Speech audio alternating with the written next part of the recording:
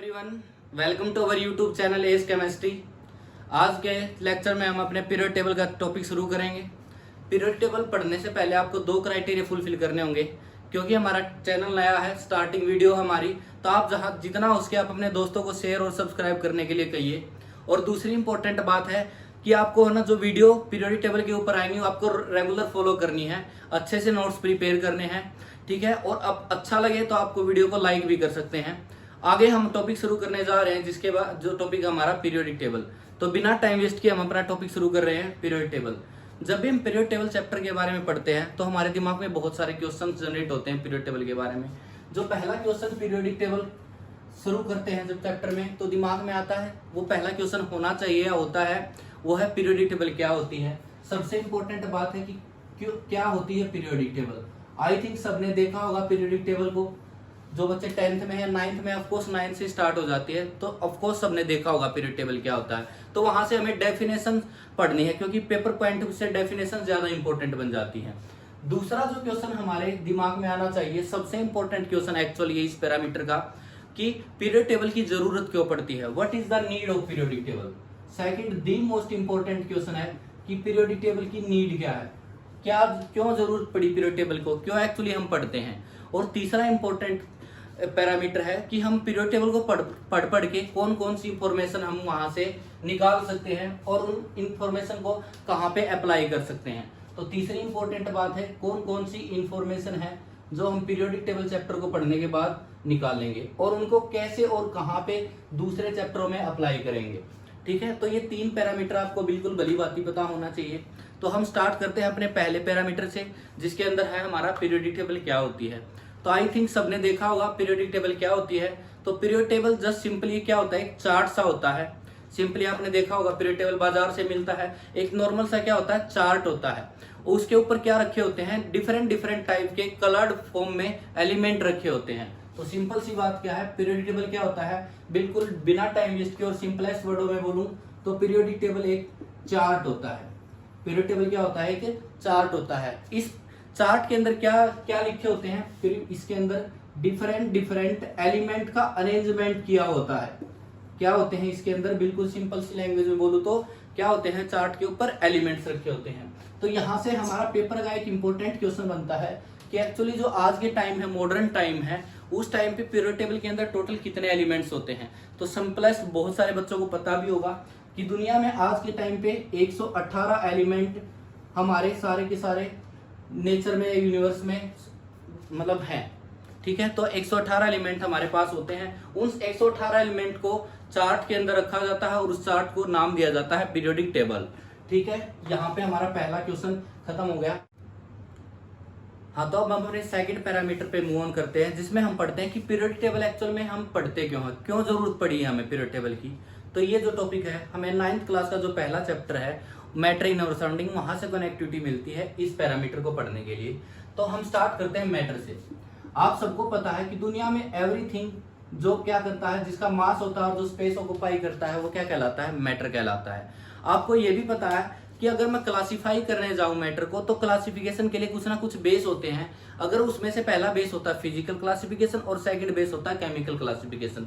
तो लिख के चलते हैं। तो मैटर को आपको जब भी क्लासिफाई किया जाता है तो कुछ ना कुछ बेस माने जाते हैं। तो पहला बेस होता है उसका फिजिकल क्लासिफिकेशन। कौन सा होता है, फिजिकल क्लासिफिकेशन। और जो सेकंड क्लासिफिकेशन होता है वो कौन सा होता है, केमिकल क्लासिफिकेशन। ये भी आपको अच्छे से पता होगा, केमिकल क्लासिफिकेशन। तो यहाँ पे अगर मैं पहली बार देखूं फिजिकल क्लासिफिकेशन के बेसिस पे, अगर मैं अच्छे से देखूं तो फिजिकल क्लासिफिकेशन के बेसिस पे मैटर कितने टाइप का होता है आपको वो पता भी होगा, 5 टाइप का होता है, जिसमें से मैं शॉर्टकट यूज करूंगा यहाँ पे। पहला कौन सा होता है, सॉलिड। दूसरा कौन सा होता है, लिक्विड होता है, अच्छे से पूरा लिख लेना इनको। तीसरा कौन सा होता है, गैस होता है। नेक्स्ट कौन सा होता है, प्लाज्मा होता है। और लास्ट आपको पता होगा बोस आइंस्टीन कंडेंसेट। तो फिजिकल क्लासिफिकेशन के बेसिस पे मैटर कितने टाइप का होता है, जनरली 5 टाइप का होता है। अगर मैं उसी प्रकार बात करूं केमिकल क्लासिफिकेशन के बेस पे मैटर कितने टाइप का होता है, तो आपको अच्छे से पता होगा जनरली 2 टाइप का पढ़ा जाता है। पहला होता है मिक्सचर, पहला कौन सा होता है, मिक्सचर। और दूसरा कौन सा होता है, कंपाउंड।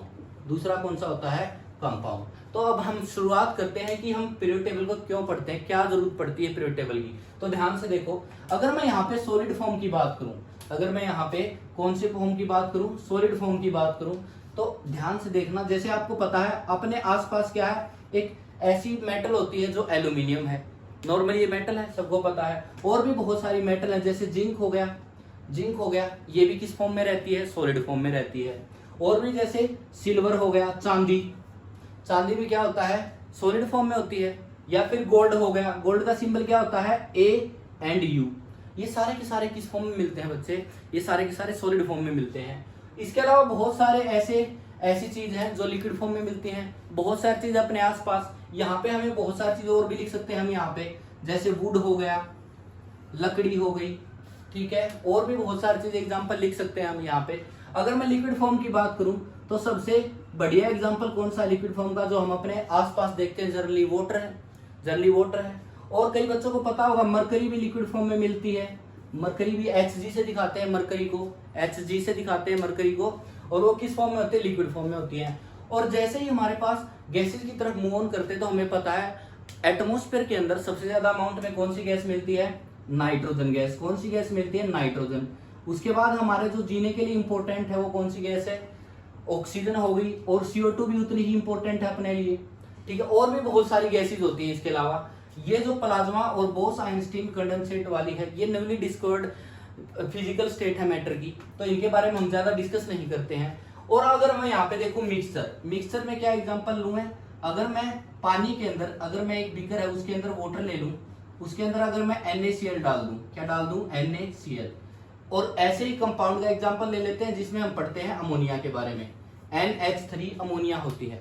तो अगर मैंने सारी की सारी चीजों को मैं ध्यान से देखने जाऊं, या तो मैं फिजिकल क्लासिफिकेशन को चूज करूं या मैं केमिकल क्लासिफिकेशन को चूज करूं।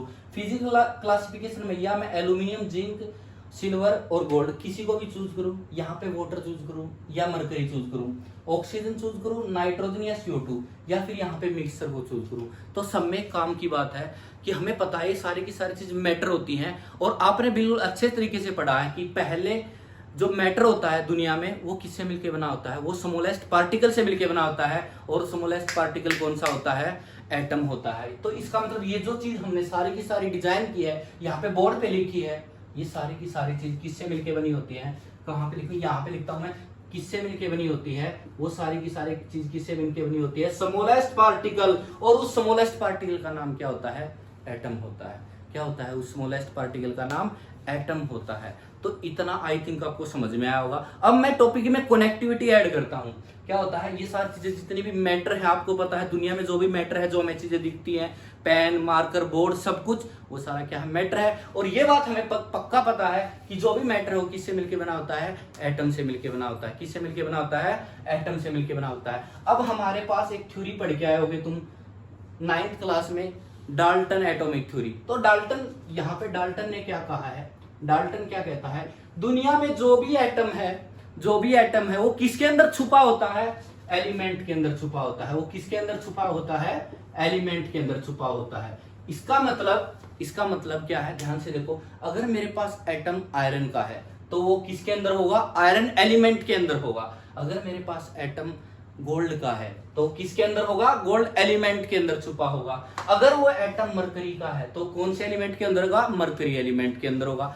और इसी प्रकार हमारे पास बहुत सारे एलिमेंट होते हैं, बहुत सारे एटम होते हैं, जितने एटम उतने ही एलिमेंट। बहुत सारे एटम होंगे, बहुत सारे एलिमेंट होंगे, और उन एलिमेंट्स की प्रॉपर्टीज को पढ़ना काफी डिफिकल्ट हो जाएगा। यहाँ पे एक मैंने नई चीज इंट्रोड्यूस की है, प्रॉपर्टीज, क्योंकि बहुत सारे एटम होते हैं तो उसके वो बहुत सारे एलिमेंट से रिलेटेड होंगे, और जितने एलिमेंट, उनकी एक एक करके प्रॉपर्टी को पढ़ना काफी मुश्किल हो जाएगा। बहुत डिफिकल्ट होता है कि एक एक करके मैं इतने सारे एलिमेंट्स की प्रॉपर्टी को पढ़ूं। इसी वजह से उनको सिस्टमैटिक, इंपॉर्टेंट बात है, उनको सिस्टमैटिक स्टडी करने के लिए इतने सारे एलिमेंट हैं, उनकी बहुत डिफरेंट प्रॉपर्टी है। नंबर ऑफ एलिमेंट्स है, बहुत सारे एलिमेंट्स हैं, तो उनकी प्रॉपर्टीज भी बहुत सारी होंगी। बहुत सारी प्रॉपर्टीज को एक एक करके पढ़ना वेरी डिफिकल्ट है। इसी वजह से उन सारे एलिमेंट्स को एक सिस्टमैटिक स्टडी करने के लिए, उनको सिस्टम से स्टडी करने के लिए ही एक अच्छे तरीके से अरेंजमेंट किया गया है, उस अरेंजमेंट को ही किसके अंदर पढ़ा जाता है, पीरियोडिक टेबल के अंदर है। ये सबसे इंपॉर्टेंट जरूरत थी, क्योंकि एक बार इंपॉर्टेंट फोकस करो कि बहुत सारे एलिमेंट होते हैं अपने पास, उनकी प्रॉपर्टीज को पढ़ना काफी डिफिकल्ट होता है, बहुत सारा डिफिकल्ट है, क्योंकि एक एक प्रॉपर्टी बताओ ना, आपके पास 118 एलिमेंट है, 118 एलिमेंट है, तो उनको एक एक को पढ़ना काफी डिफिकल्ट होगा। तो हम एक बंच बना लेते हैं जिसमें कुछ एलिमेंट्स को, अगर मैंने एक को पढ़ लिया तो बाकी को पढ़ना आसान हो जाएगा। तो मतलब कहने का मतलब एक सिस्टमेटिक स्टडी बन जाएगी। तो सिस्टमेटिक स्टडी करने के लिए ही, सिस्टमेटिक स्टडी करने के लिए कौन सी स्टडी, सिस्टमेटिक, सिस्टमेटिक का मतलब सिस्टम से पढ़ने के लिए ही एलिमेंट्स को पीरियोडिक टेबल के अंदर अरेंज किया गया है, क्योंकि उनकी प्रॉपर्टीज बहुत सारी होती हैं और इतनी प्रॉपर्टीज को पढ़ना वेरी वेरी डिफिकल्ट टास्क है। तो अब हम मूव करते हैं अपने थर्ड पैरामीटर की तरफ, जिसमें हमें इंफॉर्मेशन हमें क्या क्या मिलेंगी। जब तो हम चैप्टर को धीरे धीरे आगे बढ़ाएंगे तो आपको पता चलेगा कि वहां पे हम कौन कौन सी इंफॉर्मेशन वहां से अचीव कर सकते हैं, और उन इंफॉर्मेशन को जैसे ही पीरियड टेबल पूरा हो जाएगा कैसे हम दूसरे चैप्टर में अप्लाई करेंगे। बहुत इंपॉर्टेंट पैरामीटर है, ऑफकोर्स सारा का सारा चैप्टर है इधर ही डेडिकेटेड होता है। तो अब हम मूव करते हैं एलिमेंट्स को पढ़ना। आपको बिल्कुल अच्छे से पता चल गया कि एलिमेंट्स को कैसे बंटवारा, कैसे क्लासिफाई किया गया है, on the basis of property, क्योंकि बहुत सारी प्रॉपर्टीज हैं, इतनी सारी प्रॉपर्टीज को पढ़ना आसान बात नहीं है, इसी वजह से उनके एलिमेंट्स के क्लासिफिकेशन किए गए हैं। यह आपको पता है कि एनसीईआरटी का क्वेश्चन है कि क्लासिफिकेशन क्यों किया जाता है एलिमेंट का, क्योंकि प्रॉपर्टीज को पढ़ना बहुत डिफिकल्ट है, और जब प्रॉपर्टीज को पढ़ना काफी डिफिकल्ट है, इसी वजह से उनको सिस्टमेटिक स्टडी करने के लिए एलिमेंट्स का क्लासिफिकेशन किया जाता है। तो हम शुरुआत करते हैं एलिमेंट्स का क्लासिफिकेशन, कैसे 118 जो अपने पास एलिमेंट थे उनको कैसे डिफरेंट तरीके से अरेंज किया गया है। आप सबको पता चल गया कि दुनिया में कितने एलिमेंट होते हैं, 118 एलिमेंट होते हैं, और उन एलिमेंट्स को अब हम उनकी प्रॉपर्टीज के बेस पे क्लासिफाई करना चालू करते हैं। इसको हम एक एग्जांपल से समझते हैं ताकि आपकी कनेक्टिविटी बेटर बन जाए। तो इसको एग्जांपल लेते हैं हॉस्पिटल का। किसका एग्जांपल लेते हैं, हॉस्पिटल का। हॉस्पिटल को यहाँ पे हम किससे कंपेयर कर रहे हैं, टेबल से। किससे, पीरियोडिक टेबल से। आपको पता है हॉस्पिटल के अंदर डिफरेंट टाइप के डॉक्टर्स होते हैं। कौन से क्या होते हैं, अलग अलग प्रकार के डिफरेंट टाइप के डॉक्टर्स होते हैं। लेट सपोज कितने डॉक्टर हैं, 118 है। कितने डॉक्टर हैं, 118 है। आप सबको अच्छे से पता है 118 डॉक्टर में से सारे के सारे डॉक्टर एक चीज के तो ट्रीटमेंट के नहीं हो सकते हैं, उनमें से कुछ क्या होंगे, डिफरेंट टाइप के होंगे। लेट सपोज उनमें से 118 में से कुछ डॉक्टर होते हैं वो क्या होंगे, हार्ट के डॉक्टर होंगे। क्या होंगे, वो हार्ट स्पेशलिस्ट होंगे। कुछ डॉक्टर लेट सपोज मैं मान लेता हूं वो क्या होते हैं, ईएनटी वाले होंगे। कौन से होंगे, ईएनटी वाले। कुछ डॉक्टर लेट सपोज उनमें से मान लेते हैं 118 जो डॉक्टर हैं उनमें से कुछ क्या है, ऑर्थोपेडिक वाले हैं। आधों को नहीं पता ऑर्थोपेडिक क्या होता है, तो देख लो यहाँ पे ऑर्थोपेडिक वो होता है जो हड्डियों के डॉक्टर होते हैं, ठीक है, हड्डियों के डॉक्टर को बोलते हैं ऑर्थोपेडिक। और कुछ ऐसे होते हैं डॉक्टर, लेट सपोज कुछ ऐसे डॉक्टर होंगे जो ना तो हार्ट के होंगे, ना ईएनटी के, ना ही ऑर्थोपेडिक के, वो किसके होंगे, आई स्पेशलिस्ट होंगे। वो कौन से होंगे, आई स्पेशलिस्ट होंगे। तो इसका मतलब लेट सपोज मैंने मान लिया कि एक हॉस्पिटल में 118 डॉक्टर हैं, उनमें से कुछ डॉक्टर किसके हैं, हार्ट के हैं, कुछ के किसके हैं, ईएनटी वाले हैं, कुछ कौन से हैं, ऑर्थोपेडिक वाले, और कुछ कौन से हैं, आई स्पेशलिस्ट हैं। सेम अगर मैं इसको कंपेयर करना चाहूं तो पीरियोडिक टेबल को मैं कंपेयर करता हूं किससे, हॉस्पिटल से। तो अगर मैं ध्यान से देखूं पीरियोडिक टेबल एक हॉस्पिटल की तरह है जिसके अंदर कितने एलिमेंट हैं, डिफरेंट 118 एलिमेंट होते हैं। सारे के सारे एलिमेंट तो एक जैसी प्रॉपर्टीज नहीं रखते हैं। हमारा जो टॉपिक शुरू हुआ था वो प्रॉपर्टीज से कनेक्टिविटी थी, तो आपको अच्छे से पता है 118 एलिमेंट की प्रॉपर्टी कभी भी सेम नहीं हो सकती। ये मान लो 118 डॉक्टर कभी भी एक साथ एक हॉस्पिटल में एक ही काम के लिए नहीं हो सकते। सारे के सारे 118 डॉक्टर एक ही हॉस्पिटल में बोन्स वाले नहीं हो सकते हैं। यहाँ पे सारे के सारे डॉक्टर आईज वाले नहीं हो सकते हैं। इसका मतलब अगर मैं ध्यान से देखूं 118 डॉक्टर में से हार्ट वाले डॉक्टर होंगे, यहाँ पे कुछ डॉक्टर हार्ट के होंगे, लेट सपोज कुछ भी हैं, लेट सपोज क्या है, कुछ भी है, यहाँ पे कुछ एक्स मान लेता हूँ, एक्स डॉक्टर हैं जिनका काम क्या है, दिल की बीमारियों को या दिल के जो भी रोग हैं उनको ठीक करना है। कुछ डॉक्टर ऐसे होंगे जो क्या करेंगे, ईयर, नोज और थ्रोट को चेक करेंगे। एक्स वो एक्स मान लेता हूँ, ये मान लो X1 मान लो, ये X2 मान लो। कुछ यहाँ पे डॉक्टर X3 का मतलब 118 में से कुछ X3 होंगे जिनका काम क्या है, बोन्स को चेक करना है, हड्डियों से जुड़े हुए रोगों को चेक करना है। और कुछ डॉक्टर ऐसे होंगे X4 लेट सपोज जिनका काम क्या है, आईज को चेक करना होता है। तो यहाँ पे हम समझाने की क्या कोशिश की जा रही है कि जिस प्रकार 118 डॉक्टर में से इधर वालों की प्रॉपर्टी इनसे डिफरेंट होती है। इधर वालों का काम क्या है, जो हार्ट से संबंधित रोग है उनको ठीक करना है, और इधर वालों का काम क्या है, जो हड्डियों को ठीक करना है। तो मतलब इन दोनों की प्रॉपर्टीज में बहुत डिफरेंस है। इधर वालों की प्रॉपर्टीज अलग है, इधर वालों की प्रॉपर्टीज अलग है, इधर वालों की अलग है, इधर वालों की अलग है। कमाल की बात है कि अगर तुम ध्यान से देखोगे ना, एक हॉस्पिटल में जाके वहां पे ब्लॉक्स बने होते हैं। क्या बने होते हैं, ब्लॉक्स बने होते हैं। और एक ब्लॉक के अंदर लेट्स सपोज कोई एक ब्लॉक है, लेट्स सपोज क्या है, ब्लॉक है, लेट्स सपोज पहला।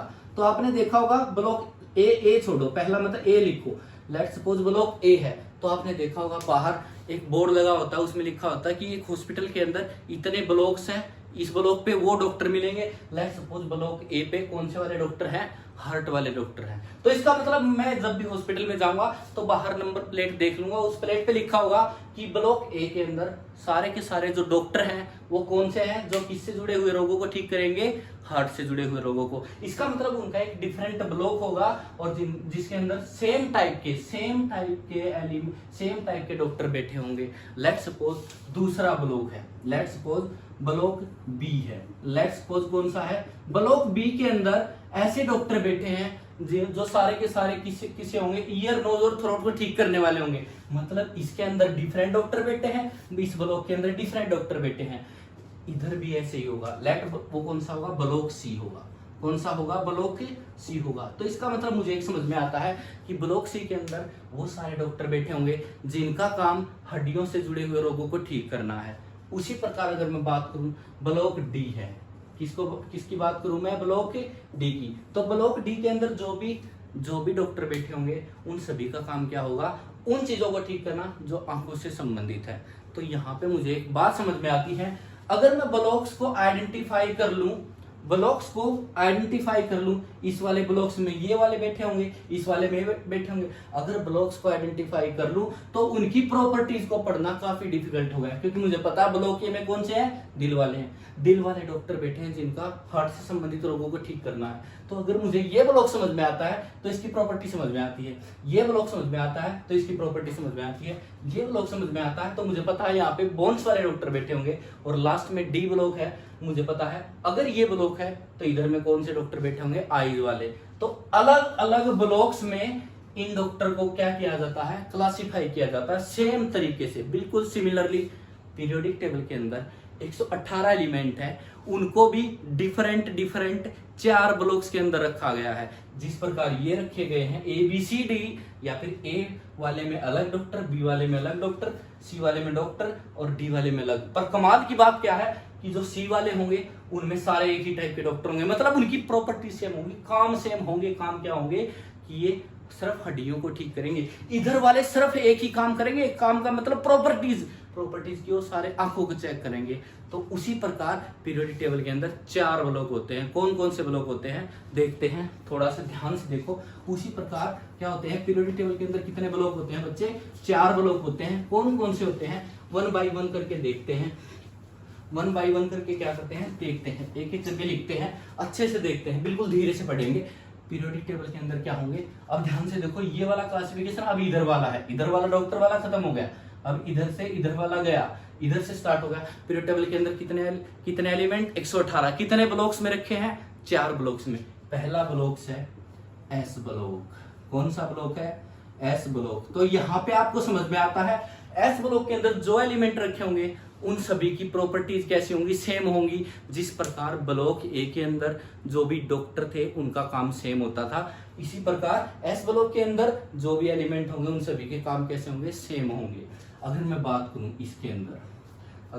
करूं इसके अंदर, दूसरा ब्लॉक कौन सा ब्लॉक होता है, पी ब्लॉक होता है। कौन सा ब्लॉक होता है, पी ब्लॉक होता है।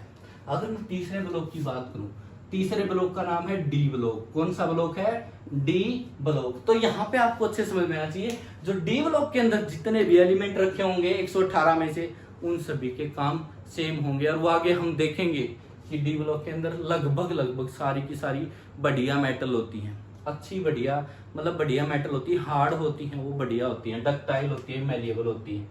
और अगर मैं बात करूं लास्ट ब्लॉक होता है एफ ब्लॉक। कौन सा ब्लॉक होता है?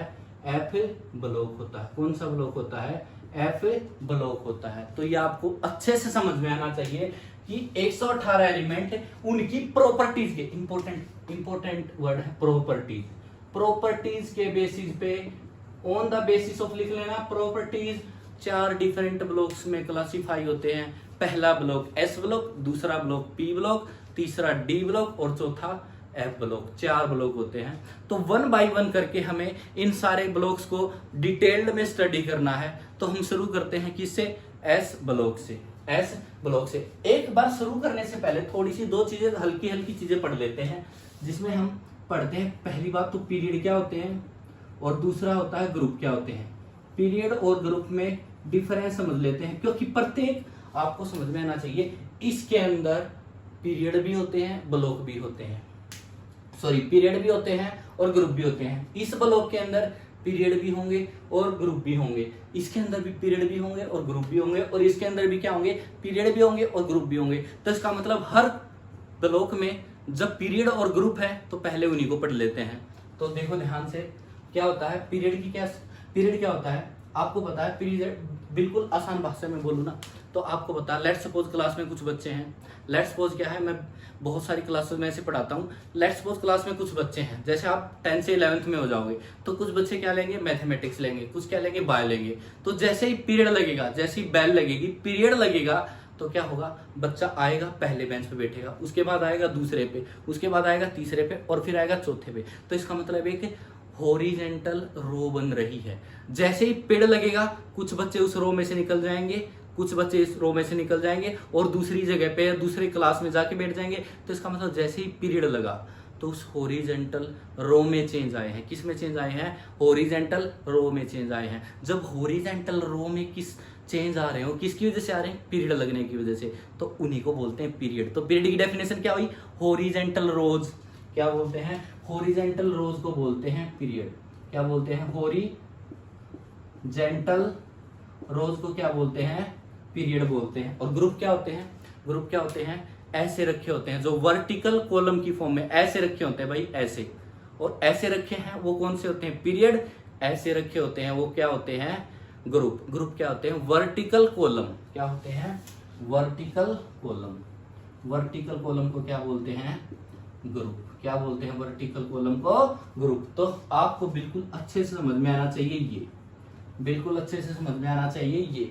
आपको ये भी पता होना चाहिए पीरियोडिक टेबल के अंदर जो 118 एलिमेंट होते हैं वो 4 ब्लॉक्स में रखे होते हैं। हर ब्लॉक में पीरियड होंगे, हर ब्लॉक में ग्रुप होंगे। हम एक एक करके देखेंगे कि कौन से ब्लॉक में कितने पीरियड होंगे, कितने ग्रुप्स होंगे। अगर मैं अच्छे से बताऊं तो पूरी पीरियोडिक टेबल के अंदर 7 पीरियड होते हैं। कितने पीरियड होते हैं? 7। टोटल जो पीरियोडिक टेबल होगी उसके अंदर जो चार्ट बना होता है उसके अंदर जो ऐसे रखे होंगे, कैसे रखे होंगे? हॉरिजॉन्टल रखे होंगे। वो लाइंस कितनी होंगी? हॉरिजॉन्टल लाइंस कितनी होंगी? 7 होंगी। और जो ऐसी रखी होंगी, अगर आप वहां पे काउंटिंग करोगे तो ऐसी कितनी मिलेंगी? 18 मिलेंगी। कितनी मिलेंगी?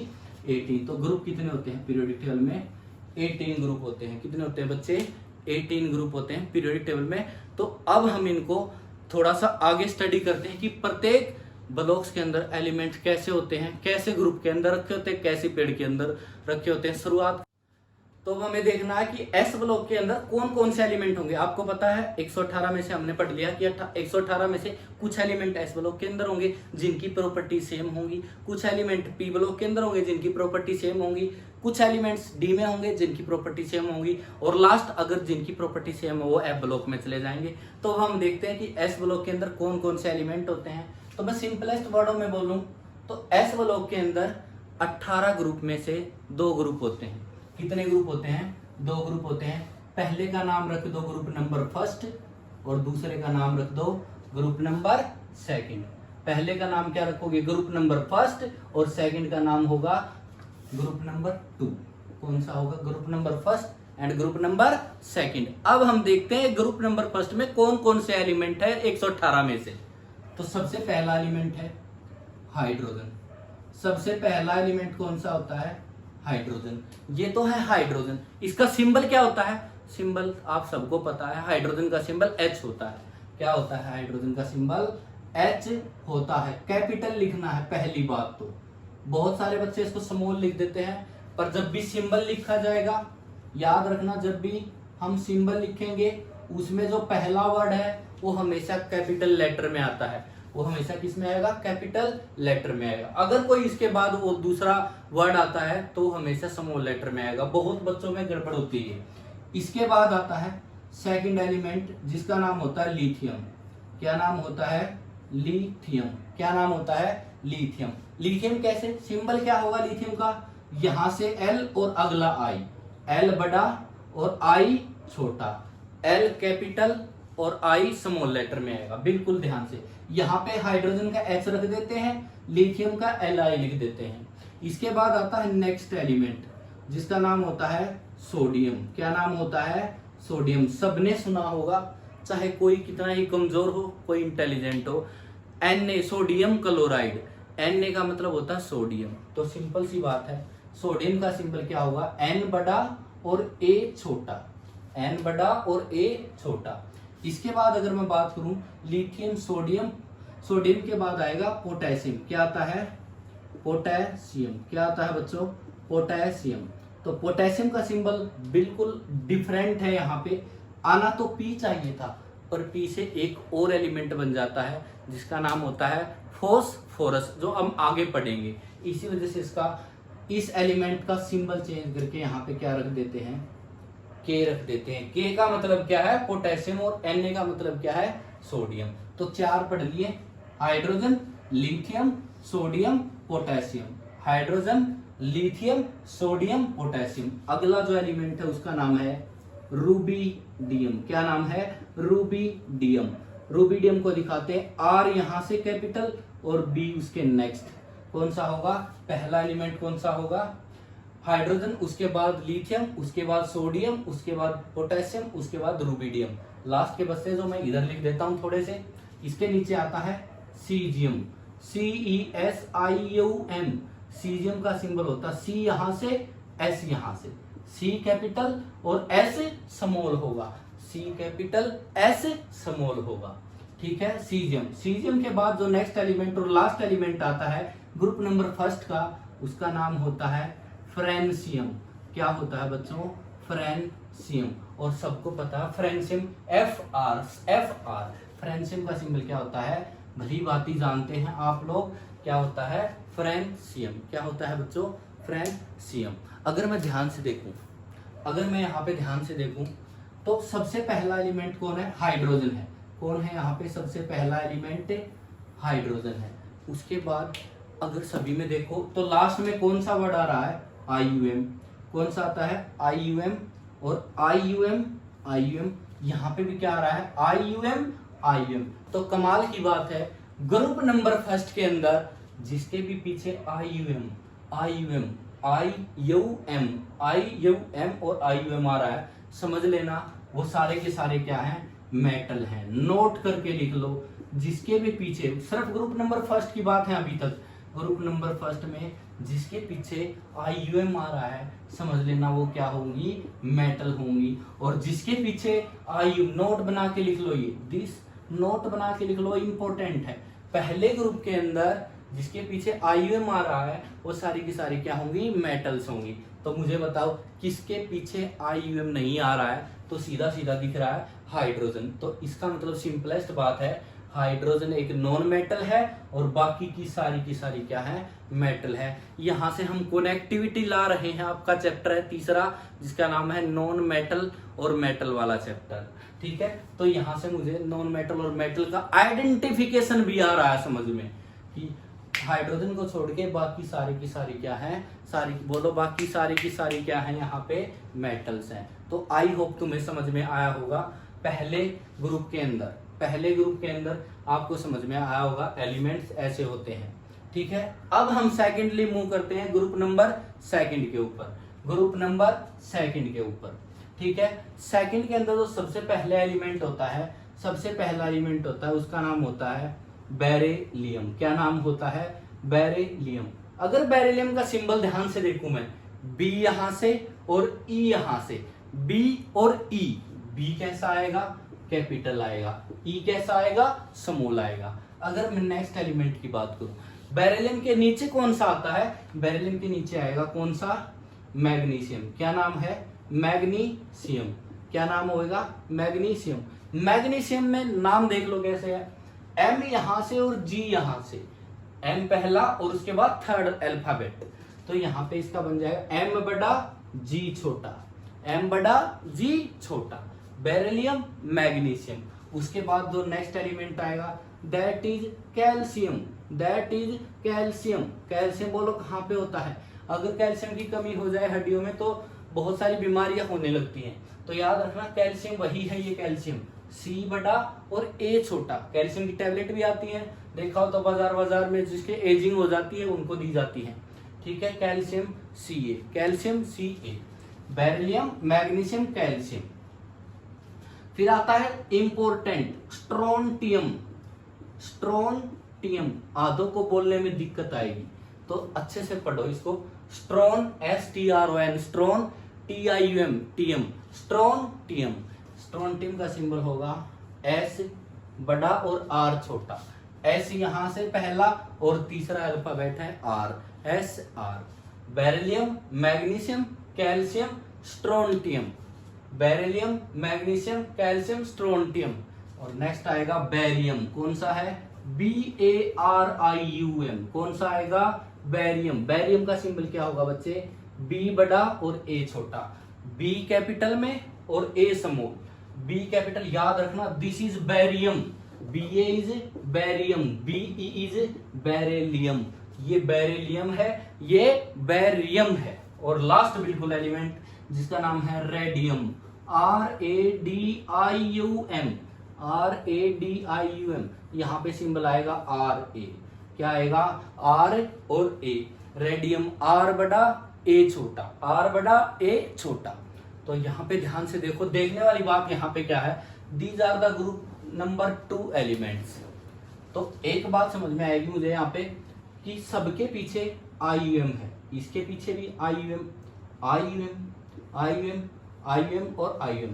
तो बताओ, अभी तुमने पढ़ा था जिसके अंदर पीछे IUM आता है, बताओ मेटल होती है नॉन मेटल होती है, तो सारी की सारी ये क्या होंगी, मेटल्स होंगी, सारी की सारी क्या होंगी, मेटल्स होंगी। इसी वजह से ग्रुप नंबर 2 वालों का नाम, दूसरा नाम एल्केलाइन, क्या नाम होता है, एल्केलाइन अर्थ मेटल भी नाम होता है। क्या नाम होता है, एल्केलाइन अर्थ मेटल। फिलहाल हमें फोकस करना है मेटल्स पे, सारी की सारी मेटल है तो नाम में मेटल वर्ड आना था। ये सारी की सारी अर्थ के क्रस्ट में मिलते हैं, इसलिए इनका नाम के आगे अर्थ वर्ड लिखा गया। एल्केलाइन को हम, जैसे हमारा कोर्स आगे बढ़ेगा, हम सीखेंगे कि ग्रुप नंबर 2 वालों को एल्केलाइन क्यों कहा जाता है, हम पढ़ेंगे इस बात को। अभी हम इस बात को पेंडिंग रख रहे हैं। अगर मुझे बताओ, ध्यान से बताओ, ग्रुप नंबर 1 के अंदर हाइड्रोजन को छोड़ के सारी की सारी क्या है, मेटल है, सारी की सारी क्या है, मेटल है। तो मुझे बताओ, ज्यादातर ग्रुप नंबर 1 के अंदर क्या है, मेटल्स है। इसी वजह से ग्रुप नंबर 1 का दूसरा नाम फिर है, और दूसरा नाम क्या है, एल्कली। क्या नाम है, एल्कली और मेटल्स, क्योंकि ज्यादातर मेटल्स है, ज्यादातर मेटल है, इसलिए इनका नाम एल्कली मेटल भी है। और उसका क्या है, एल्केलाइन अर्थ मेटल। देखो, एल्कली के पीछे N और E लगा दोगे तो एल्केलाइन बन जाएगा, एल्कली के पीछे Ne और लगा दोगे तो एल्केलाइन बन जाएगा, earth metal, alkali metal, alkaline earth metal. बहुत सारे बच्चों को यहाँ पे इनको रिवाइज करने में दिक्कत हो सकती है जो फर्स्ट टाइम पढ़ रहे हैं, तो उसके लिए टैक्टिक्स होते हैं, कुछ ट्रिक्स होती हैं जिनको पढ़ा जाता है। पहला एलिमेंट है हाइड्रोजन, दूसरा lithium, sodium, potassium, rubidium, caesium और फ्रेंशियम। उसके बाद यहाँ पे पहला एलिमेंट है beryllium, magnesium, calcium, strontium, barium और रेडियम। तो यहाँ पे इसको पढ़ा जाता है ट्रिक के साथ। यहाँ पे कई बार लिख दिया जाता है, यहाँ पे हाई, हाई का मतलब H, लीना, लीना का मतलब लिथियम, ने का मतलब सोडियम, हाई लीना ने, की का मतलब के का मतलब पोटेशियम, रब मतलब Rp, हाई लीना ने की रब से का मतलब सीजियम, हाय लीना ने की रब से, और एफ आर का मतलब फरियाद। तो ये बहुत सारे वैसे नॉर्मली बच्चों को याद होती है, पर जिसको याद नहीं है तो कोई दिक्कत नहीं है, ऐसे ही याद करना है। जो फर्स्ट टाइम पढ़ रहे हैं इस टैक्टिक से याद करना है, जो फर्स्ट टाइम पढ़ रहे हैं इसको टैक्टिक से याद करना है। टैक्टिक्स क्या है? हाय लीना ने की रब से फरियाद, हाय लीना ने की रब से फरियाद। अगर मैं बात करूं सेकंड वाले की टैक्टिक क्या है, इसकी तो बड़ी आसान है। बेटा मांगे, क्या करे? बेटा मांगे कार स्कूटर, बेटा मांग रहा है कार स्कूटर, और बापू रोए, और बाप बेचारा रो रहा है। बेटा मांगे कार स्कूटर, बापू रोए, बेटा मांगे कार स्कूटर, बापू रोए। 2 से 3 दिन तुम्हें इस ट्रिक से याद करना है। बेटा का मतलब BEMG का मतलब मांगे, कार का मतलब CA, स्कूटर SR, बापू BA, और रोए का मतलब RA। ये सारे के सारे एलिमेंट्स थे एस ब्लॉक के एलिमेंट्स। कितने ग्रुप होते हैं? 1 और 2। कितने ग्रुप होते हैं एस ब्लॉक में? 2 ग्रुप होते हैं। पहले ग्रुप वालों का नाम क्या है? Alkali metal. दूसरे वालों का नाम क्या है? Alkaline earth metal. पहले वालों का क्या नाम है? Alkali metal. दूसरे वालों का एल्केलाइन अर्थ मेटल। तो ये सारी की सारी चीजें आप अच्छे। तो आज का लेक्चर हमारा एस ब्लॉक एलिमेंट्स तक ही रहेगा। नेक्स्ट लेक्चर में हम अपना पी ब्लॉक के अंदर कौन कौन से एलिमेंट है, क्या क्या उनकी प्रॉपर्टीज है, उस पर कंटिन्यू करेंगे। तो आपको वीडियो को एंड होने से पहले आपको अपने दोस्तों तक वीडियो को शेयर करना है और सब्सक्राइब कराना है उनसे। जितने ज्यादा सब्सक्राइब कराओगे आपके लिए बेनिफिशियल रहेगा, उतने ज्यादा आपको बढ़िया क्वालिटी वाइज और कंटेंट वाइज वीडियो आपको अच्छे से अच्छे मिलती रहेंगी। तो stay safe, stay at home.